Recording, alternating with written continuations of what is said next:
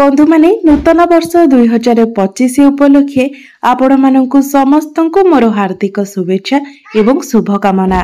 तेबे आजिर एही कार्यक्रमटी बिछा राशिर व्यक्ति विशेष मानक पई बहुत गुरुत्वपूर्ण अटे।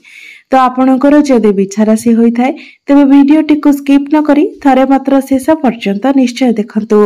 आजिर एही वीडियो रे आमे माने जानिबा बिछा राशिर व्यक्ति विशेष मानक पई एही नूतन वर्ष 2025 मसीहाटी किपरि रहिबो। तो बंधु माने आम मानक समस्तंक मनरे एही उत्कंठा रहिछि जे आसीबाकु जाउथिबा नूतन वर्षटी आम पई किपरि रहिबो। एही नूतन वर्ष रे आम जीवन रे केउ सबु परिवर्तन हेबो, केउ सबु घटना गुड़िक घटिबो। तेबे एही नूतन वर्ष 2025 मसीहारे बिछा राशिर व्यक्ति विशेष मानकर स्वास्थ्य, शिक्षा, प्रेम जीवन, वैवाहिक जीवन, भाग्य, क्यारियर एवं व्यापार वाणिज्यर स्थिति किपरि रहिबो से विषय आजिर एही वीडियो रे आमे माने विस्तार रूप रे आलोचना करिबा। बिछा राशिर वार्षिक राशिफल जानिबा। कारण एही नूतन वर्ष 2025 मसीहाटी अन्य वर्ष गुड़िक परि एते साधारण नुहे। एही नूतन वर्ष 2025 मसीहारे 4टी बड़ ग्रहंकर राशि परिवर्तन हेबाकु जाउछि, जहाकी एक महासंयोग अटे। शनि, राहु, केतु एवं देवगुरु बृहस्पति एही 4टी बड़ ग्रह 2025 मसीहारे निजर राशि परिवर्तन करबाकु जाउछन्ति। तेबे बंधु माने शनिदेव प्रति 2.5 वर्ष रे निजर राशि परिवर्तन करिथांती। राहु एवं केतु प्रति 1.5 वर्ष रे निजर राशि परिवर्तन करिथांती एवं देवगुरु बृहस्पति प्रति 1 वर्ष रे निजर राशि परिवर्तन करिथांती। मात्र एही 2025 मसीहारे एही 4 जण ग्रह निजर राशि परिवर्तन करिवे। तेबे एही 4 गोटी बड़ ग्रह मानकर राशि परिवर्तन प्रभाव आपणक जीवन उपरे कोन पड़िबो, यार प्रभाव रे आपणक जीवन रे केउ सब परिवर्तन हेबो से विषय रे आजिर एही वीडियो रे आमे माने विस्तार रूप रे जानिबा।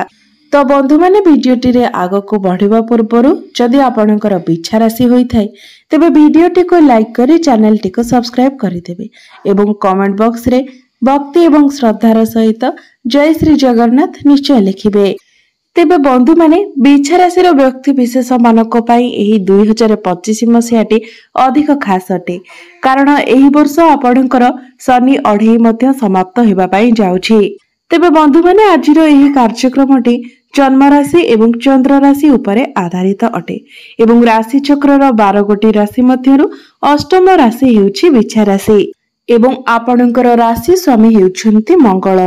तो मंगल एही वर्षर आरंभ रे आपणकर नवम भाव रे विराजमान अछंती, द्वितीय भाव रे विराजमान अछंती सूर्य, चतुर्थ भाव रे विराजमान अछंती शुक्रଙ୍କ सहित शनि, पंचम भाव रे विराजमान अछंती राहु, सप्तम भाव रे विराजमान अछंती गुरु एवं एकादश भाव रे विराजमान अछंती केतु।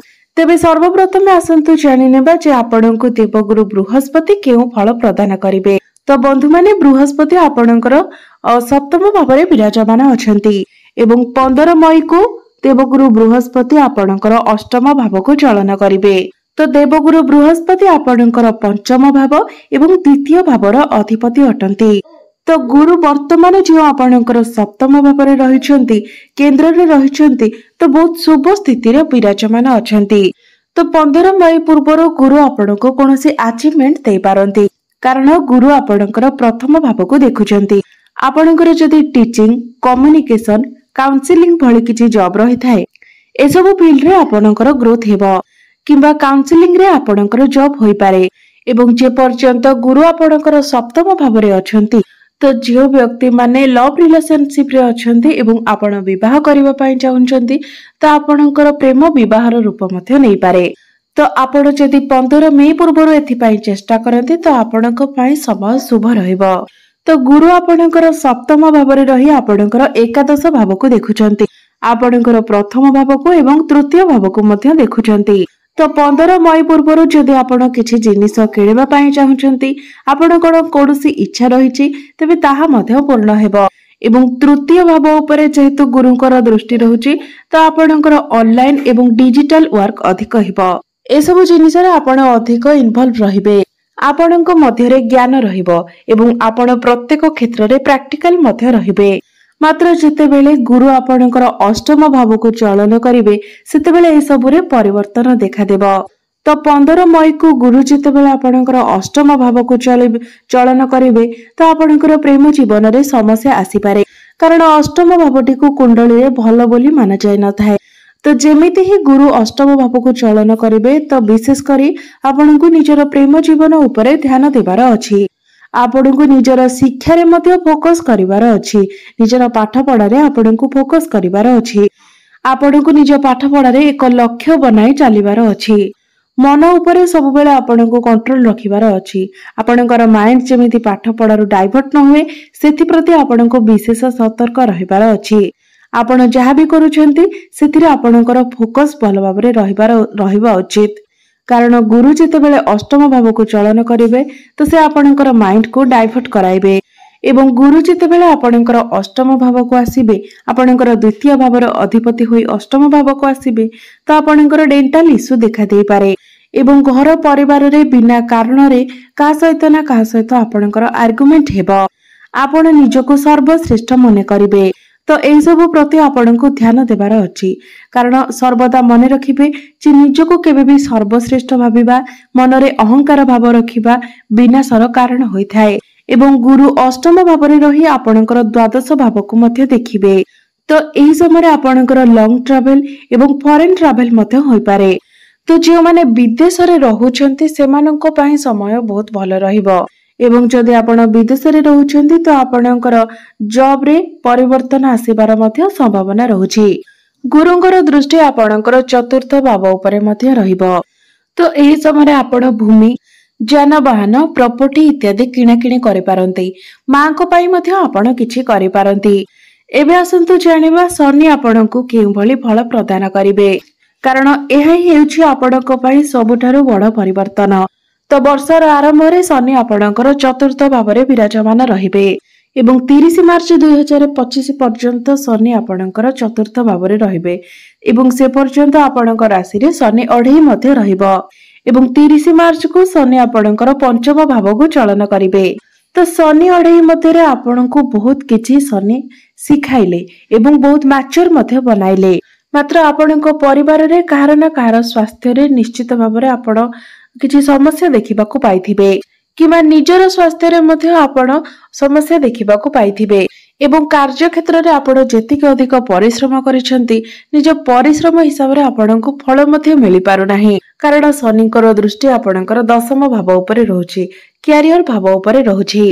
एवं छोट छोट कथा को नेकी मध्य आपण नाराज होई जाउछंती। आपण छोट छोट कथा रे ही असंतुष्ट होउछंती। शनि केवल दशम भाव को ही नुहे, शनि आपणकर प्रथम भाव को मध्य देखुछंती। तो आपण बहुत ओवर थिंकिंग करुथिले एवं छोट छोट कथा को ही आपण निजर मन को नै जाउथिले। आपणको मध्य रे डिसिजन पावर सेतेटा भलो रहु नाही। तो आपण जदि कोनोसी बड़ डिसिजन नेबा पई चाहुछंती किंबा कोनोसी बड़ कार्य करबा पई चाहुछंती तो 30 मार्च परे जदि आपण करंती तो आपणको पई भलो रहिबो।